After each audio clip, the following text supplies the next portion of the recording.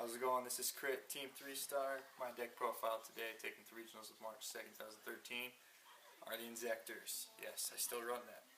Start out with Inzector Hornet is probably the big staple of this deck. He's just the 1-for-1 pop destroy. You can't really run an Inzector deck without him.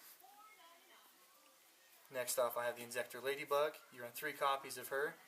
She is also she detaches herself, which is an absolute must in the Inzector build to get your other effects based off your Dragonfly and your Centipede. Next is your special summoner of the deck, the Inzector Dragonfly. When your equip card is detached, you special summon 1 Inzector from your deck in face-up attack or defense position. Next I run the triple Inzector Centipede, and also must-have of the deck. He is your searcher of the deck. Every time something is detached, you add 1 monster from your deck to your hand. Next off, I have the Inzector Gigamantis. He is the beater equip card of the deck. You usually grab him with the Centipede on your last straw, and you already have a Ladybug and Hornet in the graveyard. That way you can raise your Dragonfly from the measly 1000 attack to the 2400 base. After that, I have the Inzector Hopper. He's pretty good for if you wanted to get in your extra deck, if you're hitting your level 6s. Your rank 6s. If not, he's really good just to equip, so you can attack directly with your Dragonfly or Centipede. Next off, I run the Blackluster Soldier Envoy at the beginning. You'll see why later. The deck has plenty of darks, but you can also add in some whites, and I'll show you how to do that. After that, I have the Trigodia.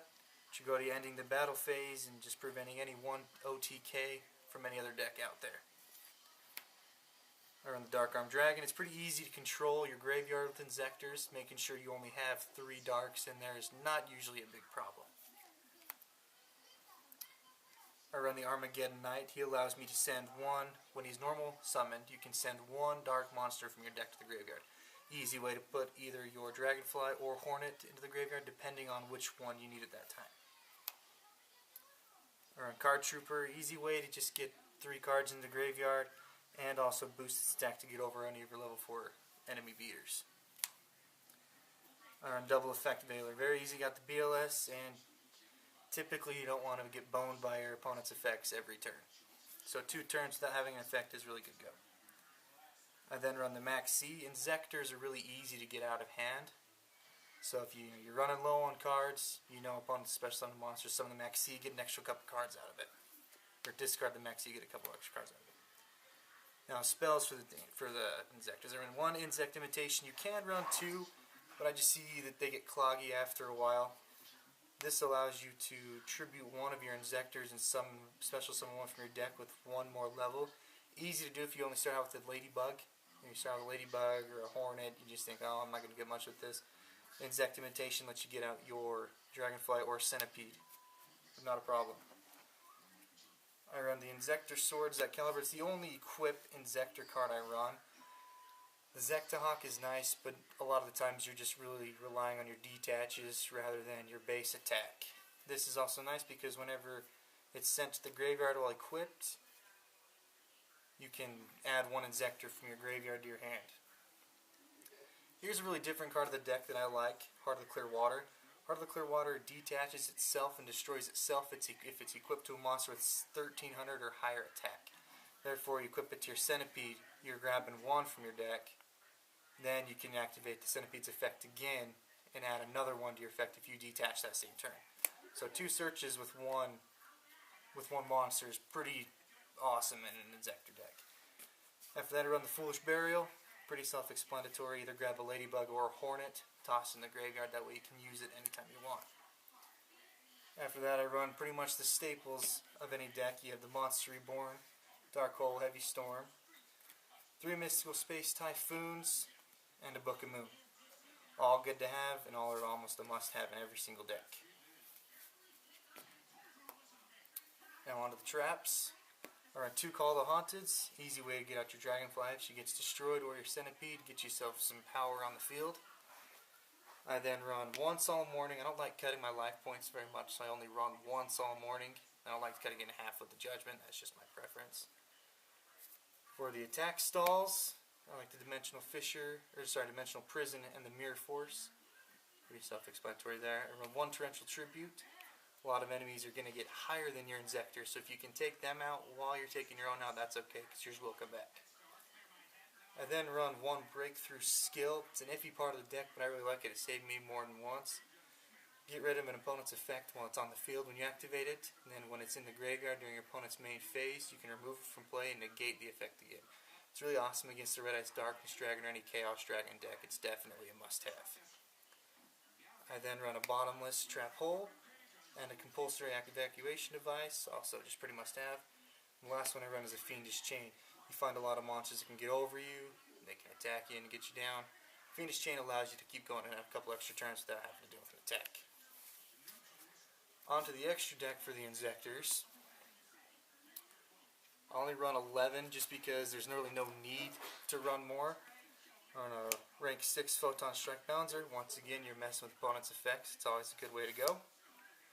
I then run the Adrius, Keeper of Armageddon. Really good way to get over any of the bad, the really big cards that are kind of a pain in the butt, like the Wind-Up Zen mains or Gachi. Easy way to get over those. I then run a Tyrus, Keeper of Genesis, also a light monster, very easy to use. And when you get in the graveyard, now comes the BLS. He's not destroyed by card effects as long as he has material, just detach after a standby phase, and he's unaffected by card effects. So he's good for 2 turns. I then run the number 12 Crimson Shadow Armor Ninja, also good just because he can't be destroyed by card effects 2 times. I then run 2 Inzector Exestags, mainly used against opponents that have really high monsters in their graveyard. Bring them out, stack them onto you so that they can't use them, and you gain half the attack and defense. I then run a Chronomi Makamek, also for the same reason. Any big monsters, reduce them to 0, pam into them. It's a good way to go. I then run one Abyss Dweller for decks like to get into the graveyard. Nice to just not be able to let them miss their effects. I then run for my rank 3s the Acid Golem of Destruction, number 17 Leviathan Dragon, and the Wind-Up Zen mains, all for obvious reasons. Now the side deck for this, it's a little different, but then again you pretty much have the staples. I like to run a Jinzo, just so I don't get messed up by any of my opponent's traps. 2 DD Crows, sided mainly against the Fire Fists or Mirror matches, also Mermails. We're going to be seeing a lot of the Mermails and Fire Fists. DD Crows are going to come in handy multiple times. 2 Thunder King Ryles for that reason also. A lot of people special summon. Easy way to get them out. Thunder King Ryle also hurts your deck, but you can get around it pretty easily by popping with your own Hornet or getting it out and tributing it for something else. The spells in my side deck run 1 Night Beam for just those guys who like to set a lot of cards. 1 Dimensional Fissure. The Dimensional Fissure works because when your Hornet or Ladybug are equipped, whenever they are detached, they do not go removed from play because they're spells and traps. They are spells at that point. So they don't get removed from play, they just go right to your graveyard.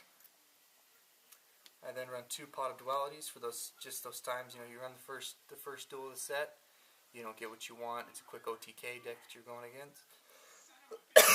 So that just gives you a little bit of power to kind of pick and choose where you want to go for an extra hand. Traps, I run 2 Royal Decree. Once again, same Jinzo effect. You don't want to get messed over by your opponent's traps, and if they're very trap heavy, side and Royal Decree for sure. Especially against macro decks as well, because they run the Macro Cosmos. Macro Cosmos does hurt after a while. I then run 1 Torrential Tribute in my side deck. I did have one in my main deck, but 2 is too much. 1 is for those monsters that just keep special summoning, like the 6 Samurais or Mermails. 1 Fiendish Chain, just in case your monster's running a big beater deck. Fiendish Chain's always good. Then for the last 2, I run a Debunk Graveyard Effect, so like the Fire Kings.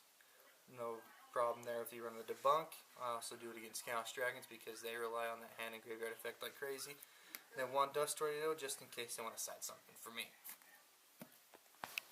That is the final deck profile Inzectors. I'm Cord Lynch, Team 3 Star.